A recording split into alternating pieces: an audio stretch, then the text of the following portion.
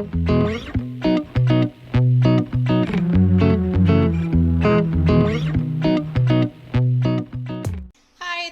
Hedge, Holler, Harvest, and we're getting ready to unload our chickens. They came in today from the post office, believe it or not. It was hard for me to believe that, to think that they just ship chickens through the mail, but that's how they do it. So I just want to show you our area that we have and where we keep our chickens when we get them, and how we get the pen set up, and then kind of let you see them unloading, because in all honesty, this is when they're the cutest, and they kind of get a little ugly as they get older. They go through an ugly teenager stage before they get to their real pretty stage. Matt is hooking up lights right now because chickens are real small and they have a hard time maintaining their body heat. So we want to make sure that they've got lots of heat lamps. So the heat lamps are being hung up, and they're not too far from the ground, but they're far enough that we know the chickens aren't going to get too hot, because they will actually kind of crowd under the heat lamps too much and basically bake if you're not careful. They have a guard to keep the chickens from getting too close as well. And as the chickens get older, we'll raise these up so that they're still hot, or still getting some heat, but so that they're not getting too close to the lamps. So we've got some wood shavings down, and we've got a nice silver metal barrier right there to keep any from getting out of our panel gates. They are inside one of our buildings until they get a little older, and then we'll be moving them outside onto fresh grass. Hello YouTubers, this is Matt. One thing I want to show you is, well, one thing I do here is try to make sure that, like Leah may mention, that we make sure it's the right height for the birds. One quick way to determine if it's the right height is by, if they all crowd around it and they're all right under the heat lamp, then you know it is too high.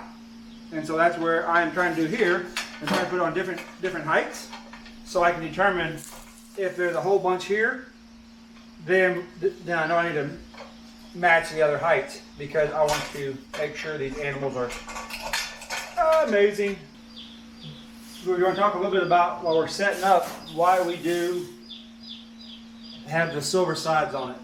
One of the things we really work on is not to have square corners, because chickens, as they're little, like to crowd. And one way we can eliminate crowding is to make sure we have a rounded radius all the way around, so there is no hard corners, to help eliminate death loss. Okay, Lydia, why are you putting rocks in the water? I'm putting rocks in the water because if you don't put rocks in the water, then they can stick their head in there, and then they can drown, and then they can die.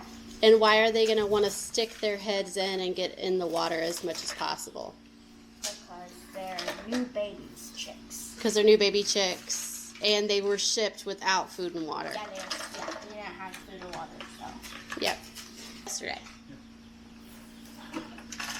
Nick's doing the other water, and then we'll be ready to unload some chickens. We always count our chicks as we unload them, just so we know for sure how many we have.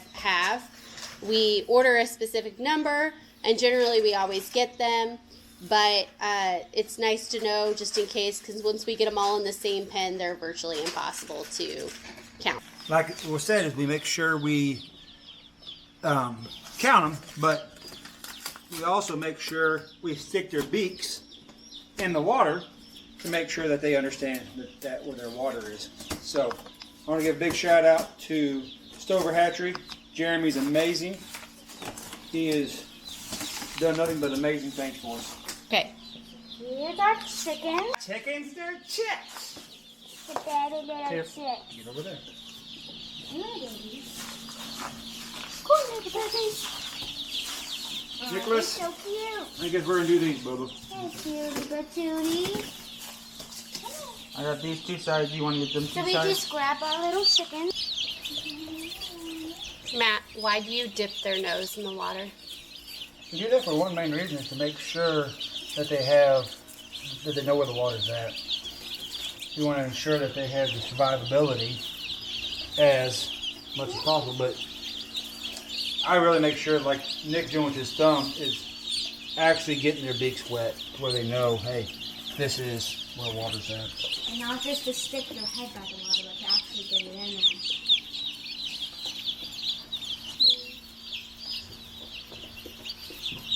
One thing I'm excited about is taking you all along on this journey of taking them from day 2 of age, because obviously we can't do day 1 because they're past the Stover hatchery.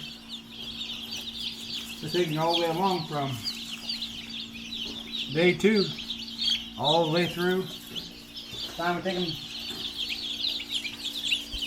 to load them on trailers. And just like Matt said, we get all of our chicks from Stover Hatchery in Stover, Missouri. They're a small business. All these little guys wandered around so fast, they have no clue what a shoe is. And so we have to be really careful when we're moving around the pen that we go really slow so that none of the little guys get crushed under a shoe, just because they don't have really any survival instinct at this point. The only thing they know is to eat and drink. You're really not even eat and drink yet. They just know to go play. We got to teach them how to drink and eat.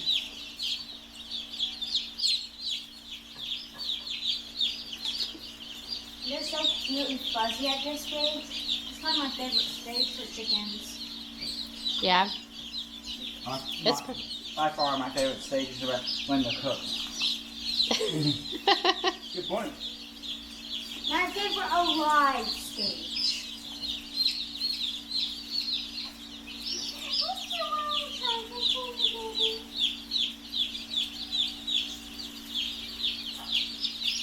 I like it when they learn to dodge your feet.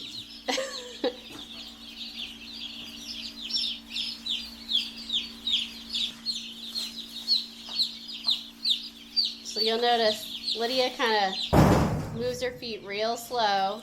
I feel like the bird is scooting, guys. Almost. She's a shuffler. So these little guys are going to spend the next few hours checking out their new home and running around playing and hopefully drinking and eating lots.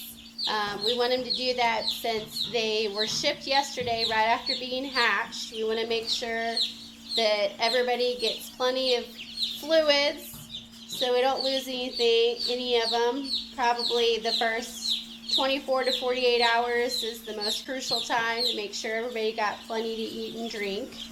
And we'll keep the rocks in their water bowls for at least a week until we make sure that they're not going to be any trouble.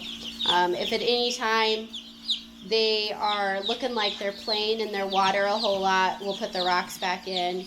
Because as we said, they're not the most intelligent bird in terms of survival. They'll pile up on top of each other.